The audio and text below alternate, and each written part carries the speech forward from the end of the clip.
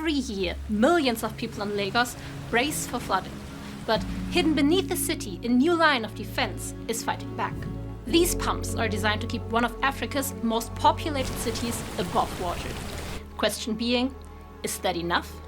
It's even scratching the surface, because once you have the wetlands destroyed, the floodplains destroyed, no matter how much you clear the drainage is not enough to be able to absorb that volume of water.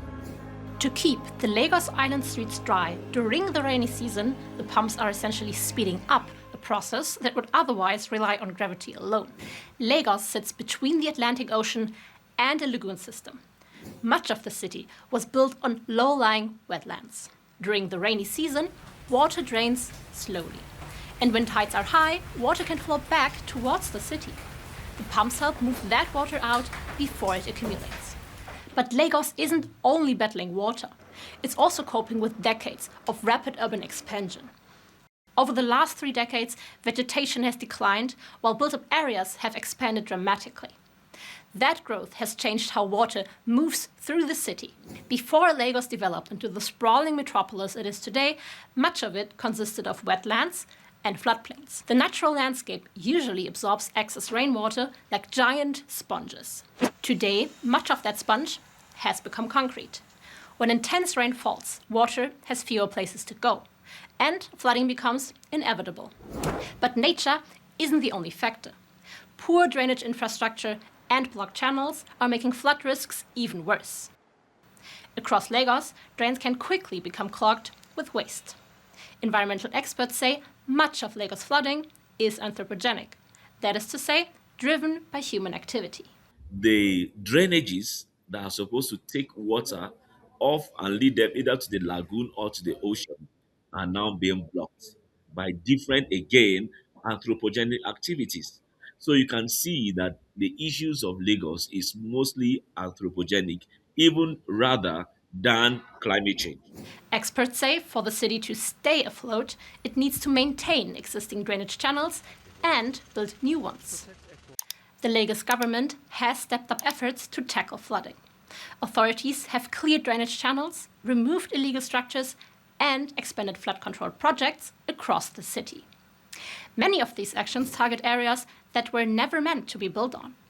But enforcing those rules comes with consequence. Lagos is with a lot of social groups, a lot of culture and ethnic groups.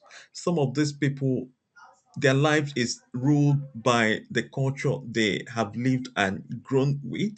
It also can exclude them.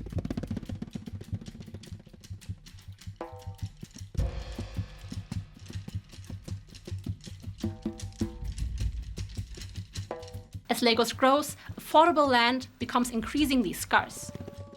For many low-income residents, flood-prone areas are among the few places left they can afford to live.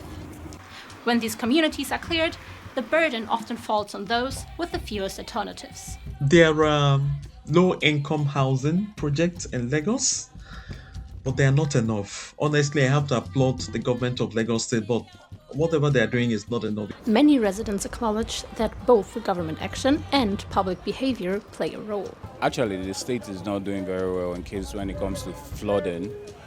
Like for these past days during the rain, it has been so blocked that even in people's compound, like in the estate, is also filled up because of the flood. But there's also the major problem of Nigerians being the problem of Nigeria, because we also do not take responsibility for our own environment.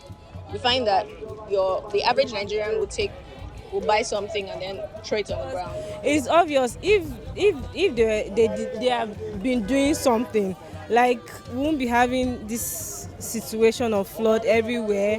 And to be honest, it's not just the government. It has to do with individuals too. But experts caution against placing responsibility on any single group. Access to information, services, and government support is not equal across the city. Some communities receive assistance, others fall through the cracks. Many people may be blamed for contravening with the laws of occupancy. You bought a land that you originally knew that was reserved for government purposes. So that can cause social exclusion.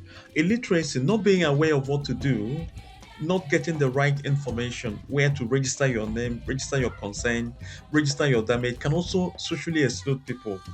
And people can socially exclude themselves when they feel, well, there's no meaning, there's no purpose. Experts suggest 3 ways to deal with future floods: protecting and preserving floodplains, improving drainage networks, and creating alternatives for people living in high-risk areas.